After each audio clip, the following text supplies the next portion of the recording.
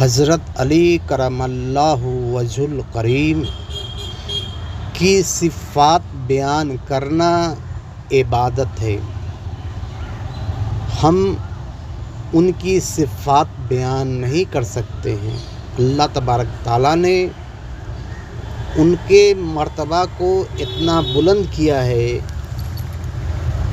جو ہم ان کے مرتبہ کو ہم پوری طرح بیان نہیں کر سکتے ہیں، مگر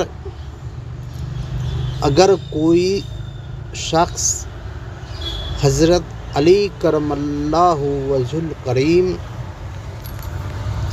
کی شان اس لیے بیان کرتا ہے تاکہ ان کو شیخین پہ فضیلت دی جائے،